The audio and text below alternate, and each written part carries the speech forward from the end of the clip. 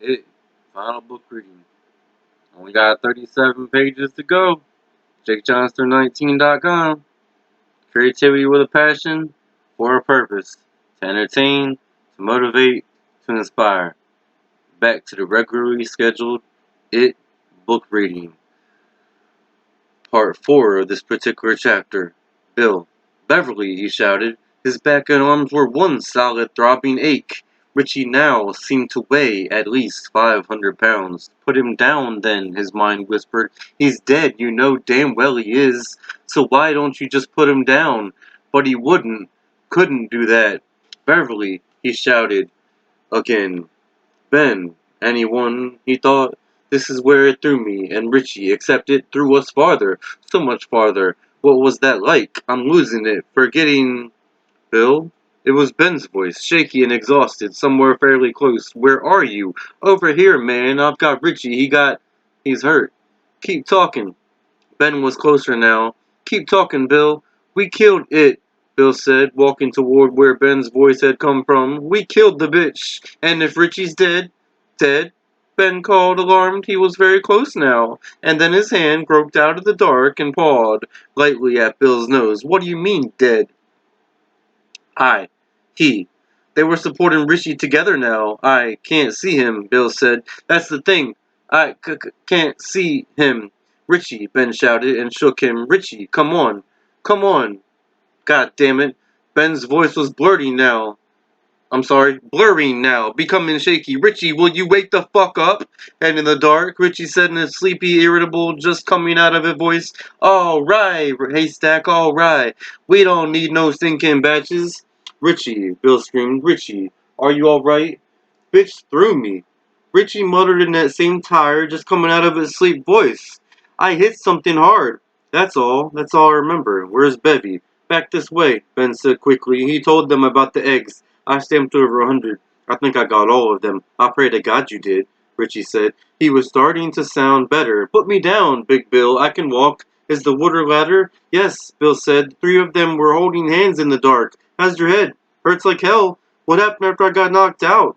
Bill told them as much as he could bring himself to tell. And it's dead, Richie marveled. Are you sure, Bill? Yes, Bill said. This time I'm really sure. Thank God, Richie said. Hold on to me, Bill. I got a barf. Bill did, and when Richie was done, they walked on. Every now and then, his foot struck something brittle that rolled off into the darkness. Parts of the spider's eggs that Ben had chomped to pieces, he supposed, and shivered. It was good to know they were going in the right direction, but he was still glad he couldn't see the remains. Beverly, Ben shouted. Beverly, here! Her cry was faint, almost lost in the steady rumble of the water. They moved forward in the dark, calling to her steadily, zeroing in. When they finally reached her, Bill asked if she had any matches left. She put half a pack in his hand. He lit one and saw their faces spring into ghostly being. Ben, with his arm around Richie, who was standing slumped, blood running from his right temple, Beverly with Eddie's head in her lap. Then he turned the other way. Audra was lying crumpled on the flagstones, her legs asprawl, her head turned away. The webbing had mostly melted off her. The match burned his fingers and he let it drop. In the darkness he misjudged the distance, tripped over her, and nearly went sprawling. Audra, can you hear me? He got an arm under her back and sat her up. He slipped a hand under the sheath of her hair and pressed his fingers against the side of her neck. Her pulse was there, a slow, steady beat. He lit another match, and as it flared he saw her pupils contract, but that was an involuntary function. The fix of her gaze did not change. Even when he brought the match close enough to her face to redden her skin, she was alive but unresponsive. Hell, it was worse than that, and he knew it. She was catatonic. The second match burned his fingers. He shook it out. Bill, I don't like the sound of that water, Ben said. I think we ought to get out of here. How will we do it without Eddie? Richie murmured. We can do it, Bev said. Bill, Ben's right. We have to get out. I'm taking her. Of course, but we ought to go now. Which way? You'll know, Beverly said softly. You killed it. You'll know, Bill. He picked Audra up as he had picked Richie up and went back to the others. The feel of her in his arms was disquieting, creepy. She was like a breathing waxwork. Which way, Bill? Ben asked. Don't. You'll know. You killed it, and you'll know. Well, come on, Bill said. Let's see if we can't find out. Beverly, grab these. He handled to hand her the matches. "What about Eddie?" she asked. "We have to take him out." "How can we?" Bill asked. "It's Beverly. The place is falling apart. We gotta get him out of here, man," Richie said. "Come on, Ben." Between them, they managed to hoist up Eddie's body. Beverly lit them back to the fairy tale door. Bill took Audra through it, holding her up from the floor as best he could. Richie and Ben carried Eddie through. "Put him down," Beverly said. "He can stay here." "It's too dark," Richie sobbed. "You know, it's too dark." No, it's okay," Ben said. "Maybe this is where we're supposed to be." "I think maybe it is." They put him down, and Richie kissed Eddie's cheek. Then he looked blindly up at Ben. "You sure?" "Yeah, come on, Richie." Richie got up and turned toward the door. "Fuck you, bitch!" He cried suddenly and kicked the door shut with his foot. It made a solid chucking sound as it closed and latched. "Why'd you do that?" Beverly asked. "I don't know," Richie said, but he knew well enough. He looked back over his shoulder just as the match Beverly was holding went out. "Bill, the mark on the door." "What about it?" Bill panted. Richie said, "It's gone." Part 5 of this particular chapter. Derry, 10:30 a.m.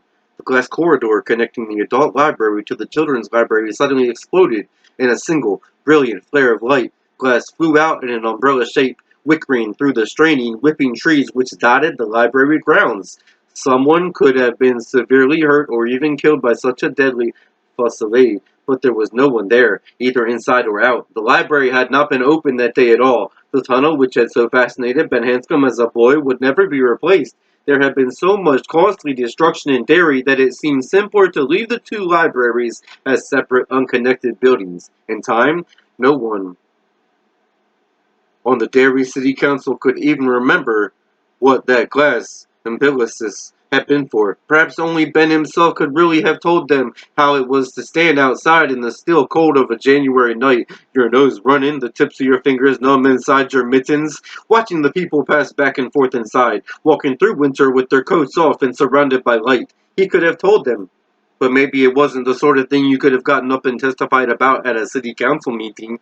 How you stood out in the cold dark and learned to love the light.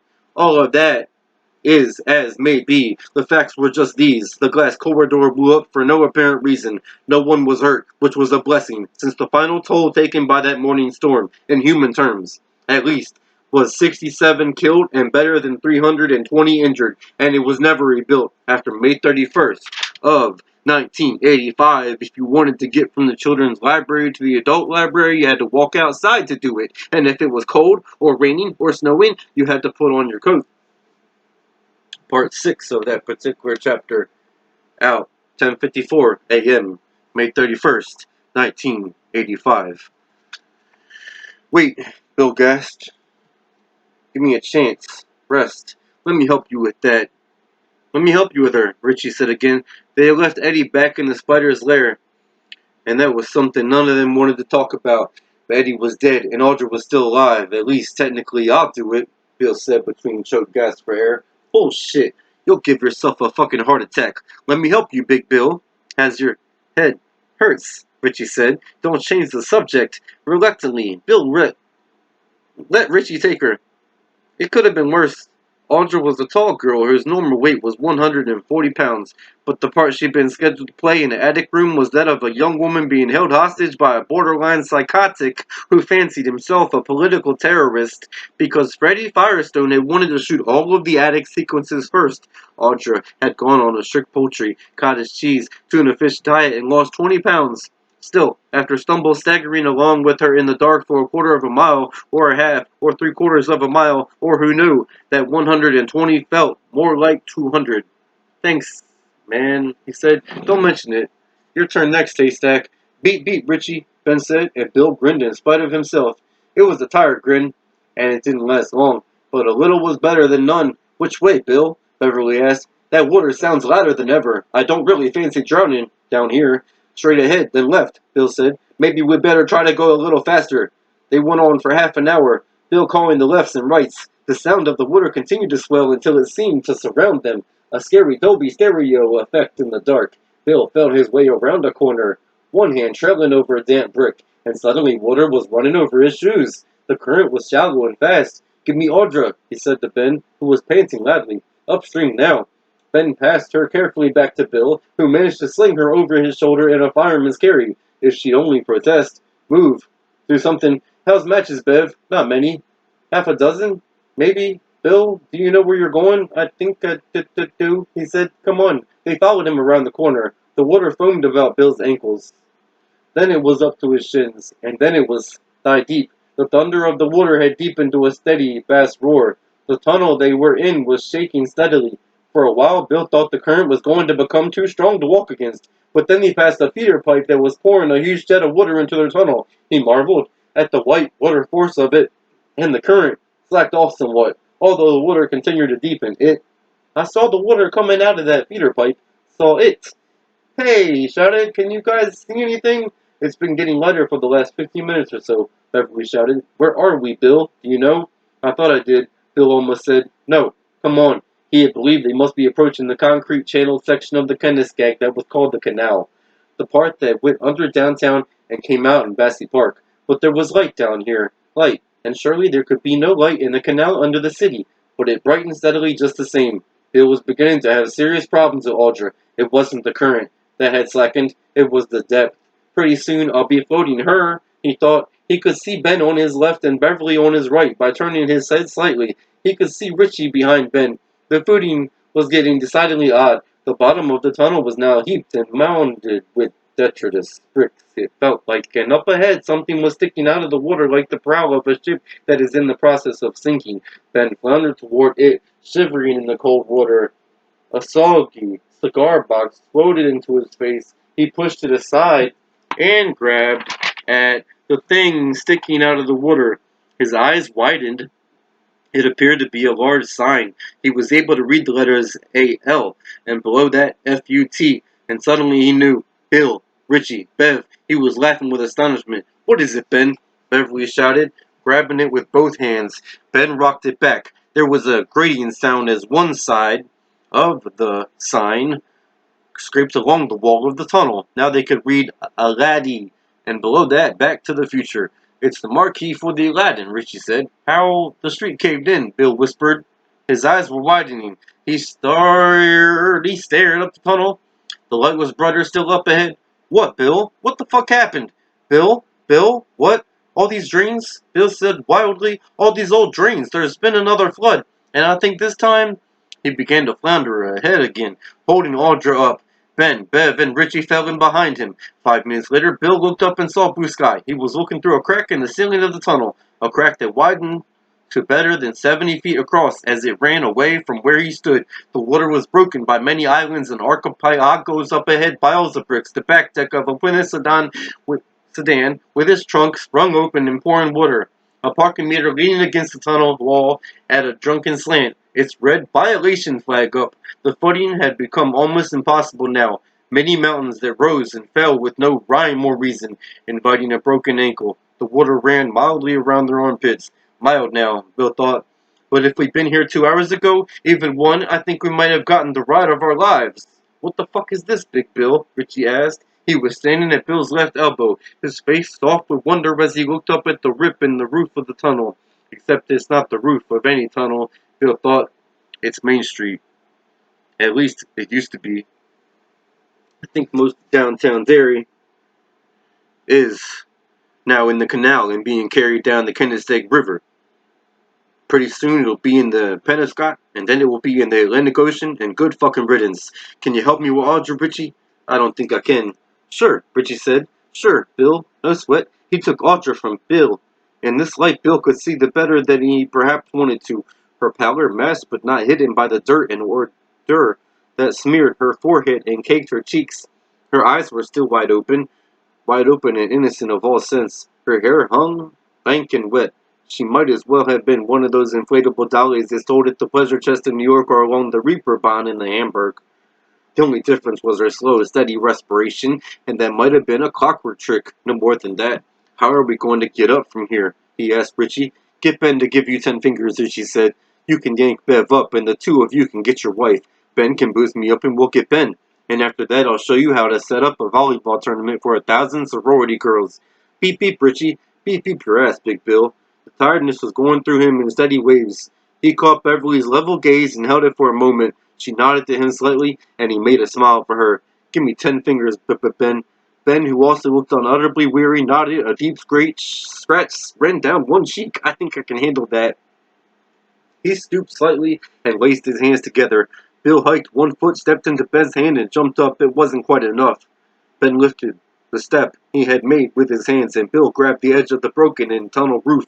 He yanked himself up. The first thing he saw was a white and orange crash barrier. The second thing is a crowd of million men and women beyond the barrier. The third was Freese's department store, only it had an oddly bulged out, foreshortened look. It took him a moment to realize that almost half of Freese's had sunk into the street and the canal beneath. The top half had slewed out over the street and seemed in danger of toppling over like a pile of badly stacked books. Look, look, there's someone in the street. A woman was pointing toward the place where Bill's head had poked out of the crevice in the shattered pavement. Praise God, there's someone else. She started forward, an elderly woman with a kerchief tied over her head, peasant style. A cop held her back. Not safe out there. Mrs. Nelson, you know it. Rest of the street might go any time. Mrs. Nelson, Bill thought, I remember you. Your sister used to sit George and me sometimes. He raised his hand to show her he was all right, and when she raised her hand in return, he felt a sudden surge of good feelings and hope. He turned around and lay flat on the sagging pavement, trying to distribute his weight as evenly as possible, the way you were supposed to do on thin ice. He reached down for Bev. She grasped his wrists, and with what seemed to be the last of his strength, he pulled her up. The sun, which had disappeared again, now ran out from behind a brace of mackerel-scale clouds and gave them their shadows back. Beverly looked up, startled, caught Bill's eyes, and smiled. I love you, Bill, she said, and I pray she'll be all right. Thank you, Bevy, he said, and his kind smile made her start to cry a little. He hugged her, and the small crowd gathered behind the crash barrier applauded. A photographer from the Dairy News snapped a picture. It appeared in the June 1st edition of the paper, which was printed in Bangor because of water damage to the news presses. The caption was simple enough and true enough for Bill to cut the picture out and keep it tucked away in his wallet for years to come. Survivors, the caption read. That was all, but that was enough. It was 6 minutes of 11 in Derry, Maine. Okay. Part 7 of this particular chapter. After a drink of water.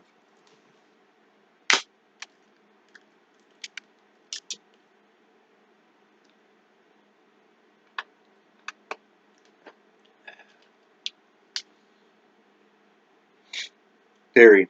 Later the same day. The glass corridor between the children's library and the adult library had exploded at 10:30 a.m.